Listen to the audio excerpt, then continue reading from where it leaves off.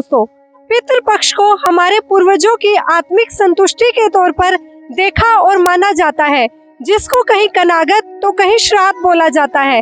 तर्पण और यज्ञ करवा के हमारे ब्राह्मण पूर्वजों को संतुष्ट करने का दावा करते हैं और कहते हैं पितृपक्ष के दौरान पृथ्वी चंद्रमा के पास से गुजरती है और हमारे पूर्वज इस समय का बड़ी बेसब्री से इंतजार कर रहे होते हैं, क्योंकि उनके जो वंशज है जो उनके लिए श्राद्ध निकालते हैं वे उन्हें चंद्रमा के माध्यम से स्वीकार करते हैं, यानी ग्रहण करते हैं। दोस्तों, श्रद्धा अगर श्राद्ध की है तो फिर दोष कैसा। श्राद्ध को हमारे पूर्वजों की आत्मिक संतुष्टि के साथ जोड़कर जो भय और डर लोगों को दिखाया जाता है वो जहन में कई सारे सवाल उत्पन्न करता है और इन्हीं सवालों के साथ हम ये जानने की कोशिश करेंगे, अगर श्रद्धा की नींव लालच और भय पर बनी है तो फिर जांच भी बनती है। दोस्तों, हमारे ब्राह्मण बचपन से ही बताना शुरू कर देते हैं कि मंदिरों में जाओ और प्रसाद चढ़ाओ, मोक्ष मिलेगा। फिर कहते हैं चारों धामों की यात्रा करो, मोक्ष मिलेगा, और बीमार हो जाते हैं। फिर कहते हैं यज्ञ करवाओ, आपके पितृ रुष्ट हो चुके हैं तो मोक्ष मिलेगा। फिर कहते हैं मंदिरों में जाओ, मोक्ष मिलेगा। ये सब करते करते एक दिन उनकी मृत्यु हो जाती है और फिर कहते हैं पिंड भरवाने के बाद ही मोक्ष मिलेगा, और उसके बाद बोलते हैं पिंड भरवाने के बाद श्राद्ध निकालो तो फिर मोक्ष मिलेगा। दोस्तों, श्राद्ध निकालने के बाद हमें बोला जाता है कि कौवे को भोजन खिलाओ और आपके पिताजी कौवा बनकर आ चुके हैं, इससे ही मोक्ष मिलेगा। दोस्तों, ये कैसी अंधश्रद्धा है। चले थे पिताजी का मोक्ष कराने और बना दिया कौवा।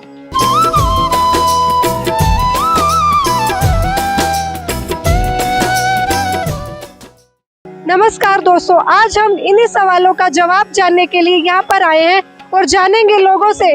नमस्कार अंकल। नमस्कार। क्या नाम है अंकल आपका? जैसे इस समय श्राद्ध चल रहे हैं तो इसके बारे में आप क्या कहेंगे, आखिर श्राद्ध है क्या? हमारे बड़े बुजुर्ग गुजर जाते हैं, उनके कनागत निकालते हैं, इनको श्राद्ध कहते हैं। क्यों निकाले जाते हैं कनागत? पुरानी परंपरा चली आ रही है बुजुर्गों से कनागत निकालने की। मतलब इसको करने से कुछ लाभ भी प्राप्त होता है? कहते हैं कि जो कनागतों को, पितरों को भोजन प्राप्त होता है। जो सुबह गाय का रोटी निकालते हैं और कौवे को रोटी डालते हैं और जल देते हैं पीपल में, तो हमारे पितरों को जाता है वो। मतलब आपका कहना है जो कौवे को खाना खिलाते हैं वो मतलब आपके पितरों को पहुँचता है? बड़े बुजुर्ग या जो पंडित जी हैं ये हमारे को बताते हैं इनके लिए, और कहते हैं और वहाँ गया भी जाओ, वहाँ श्राद्ध, वहाँ इनके अपने पितरों के वहाँ पिंडदान करके आओ, फिर श्राद्ध निकालने की जरूरत नहीं होगी। मतलब इस प्रकार करने से आपको क्या लगता है कि मोक्ष मिल सकता है हमको? ये तो परंपरा चली आ रही है, इस बात में हम क्या बताएं, ये बड़े बुजुर्ग करते आ रहे हैं, हमारी तो इतनी बात नहीं है इसके बारे में क्या बताएं। तो कहते हैं वे पितरों को जाता है खाना के लिए तो हम ये निकालते हैं। पंडितों का कहना है कि गंगा में फूल बहाकर आत्मा को मुक्ति दिलाई जा सकती है। फिर यह पंडितों द्वारा जो मुक्ति दिलाई गई आत्माओं के हर साल श्राद्ध क्यों निकाले जाते हैं, तो सोचने वाली बात है। क्या हमें श्राद्ध पूजा करनी चाहिए? अगर मैं अपने विचार दूँ तो हमें श्राद्ध पूजा नहीं करनी चाहिए, क्योंकि इसके लिए को हमारे धार्मिक ग्रंथों में बिल्कुल निषेध बोला गया है। हिंदुओं का धार्मिक ग्रंथ है जैसे कि श्रीमद् देवी भागवत गीता जी है, उसमें साफ साफ लिखा है, अध्याय नंबर 17 के श्लोक नंबर 4 में बोला गया है कि जो लोग तामसी स्वभाव के होते हैं वही लोग भूत और पितृ पूजा करते हैं, यानी कि यह एक शास्त्र विरुद्ध साधना है।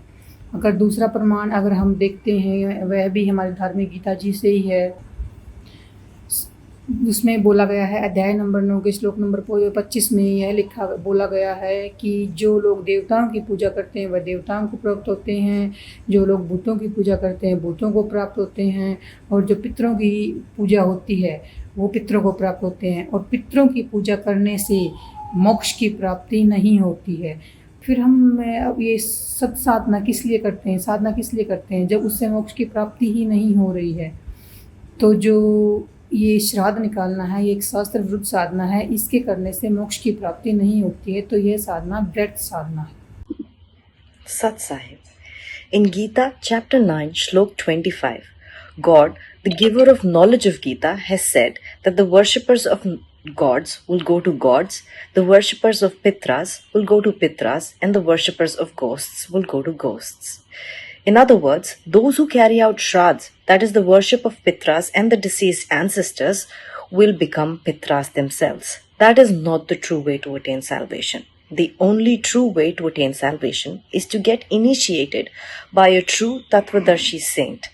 In today's world, Sant Rampalji Maharaj is the only true Tattvadarshi saint. I implore you to please go get Nam Diksha from Sant Rampalji Maharaj and do the correct practices to attain moksha.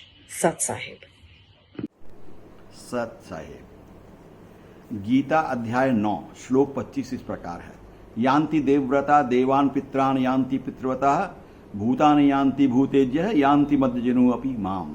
देवताओं को पूजने वाले देवताओं को प्राप्त होते हैं, पितरों को पूजने वाले पितरों को प्राप्त होते हैं, भूतों को पूजने वाले भूतों को प्राप्त होते हैं और मुझे पूजने वाले भक्त मुझे प्राप्त होते हैं। इस प्रकार गीता ने में निर्णय दिया है कि पितरों को पूजने वाले पितृ ही बन जाएंगे। श्राद्ध निकालना पितृ पूजा ही है। जो श्राद्ध निकालेंगे वो पितृ ही बन जाएंगे। तो मुक्ति का मार्ग क्या है? मुक्ति का मार्ग है किसी तत्वदर्शी संत से दीक्षा लेकर के शास्त्रानुसार भक्ति करके अपने आप को मुक्त कराना। इन 21 काल के इन 21 ब्रह्मांडों में इस समय बंदी छोड़ तत्वदर्शी संत रामपाल जी महाराज के अतिरिक्त कोई और तत्वदर्शी संत नहीं है। इसलिए उनकी शरण में आइए, उनसे दीक्षा लीजिए, अपना कल्याण कराइए, अपना परिवार का कल्याण कराइए, अपने पूर्वजों का कल्याण कराइए। सत साहिब। जैसा कि हम जानते हैं कि आजकल श्राद्ध की क्रिया की जा रही है, जो कि ऐसी क्रिया है जो हर साल हिंदू धर्म में लोग किया करते हैं। लेकिन हमें यह भी जानना आवश्यक है कि क्या श्राद्ध क्रिया हमारे शास्त्र के अनुकूल भक्ति है, क्योंकि हमारे गीता जी में अध्याय 16 के 23वें श्लोक में कहा गया है कि जो शास्त्र अनुकूल भक्ति नहीं करता है उसे ना तो कोई मुक्ति होती है ना उसे कोई लाभ होता है। जैसा कि गीता के अध्याय 9 के श्लोक 25 में बताया गया है कि जो भूत को पूजता है वो भूत बनेगा, जो पितृ को पूजता है वो पितृ बनेगा।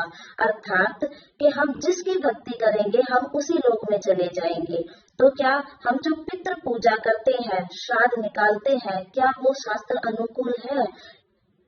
जैसा कि गिरिधर जी महाराज जी अपनी वाणी में कहते हैं, ग्रीब भूत रमे सो भूत है, देव रमे सो देव, राम रमे सो राम है, सुनो सकल सुर भेव। अर्थात कोई जो भूत को पूजेगा वो भूत बनेगा, जो देव को पूजेगा वो देव योनि में जाएगा। इसलिए अगर आपको कोई सुख चाहिए या फिर मोक्ष चाहिए, इस मनुष्य जन्म को सही करना है तो हमें शास्त्रों के अनुकूल भक्ति करनी होगी। अर्थात परमात्मा के संविधान का उल्लंघन नहीं करना है, उसका हमें अनुसरण करना है। सत साहिब। क्या श्राद्ध करना सही है? जरा सोचिए। हमारे पंडित बताते हैं कि मृतक की अस्थियां गंगा में बहा दीजिए और उसके बाद उसके श्राद्ध निकलवाने के लिए वो हर साल श्राद्ध निकलवाते हैं। जब इतना श्राद्ध कर्मकांड कराने के बावजूद भी हमारे पूर्वज कोआ बन गए तो क्या उनकी मुक्ति हो गई है? जरा सोचिए कि मृतक की अस्थियां बहाने के बाद भी हमें श्राद्ध करना पड़ रहा है तो क्या उनकी मुक्ति हो गई है? मुक्ति संभव सिर्फ और सिर्फ सद्भक्ति से होती है। ये हमारे पवित्र गीता में भी प्रमाण दिया हुआ है कि हमें अपना मनमाना आचरण नहीं करना चाहिए। अगर मनमाना आचरण करते हैं तो मृतक की कोई पूर्ण मोक्ष की आशा नहीं रख सकते और ना ही हमारा मोक्ष होगा, ना ही हमारे पितरों का मोक्ष होगा। अगर पितरों का हितकारी कल्याण चाहते हैं तो सद्भक्ति की ओर अग्रसर होना पड़ेगा, जो कि अति आवश्यक है according to Vedas, according to holy scriptures. तो मैं आप सबसे रिक्वेस्ट करूंगी कि क्या ये सही है? श्राद्ध कर्मकांड करना क्या ये हमारे लिए और हमारे पूर्वजों के लिए हितकारी है या नहीं? सच्चाई।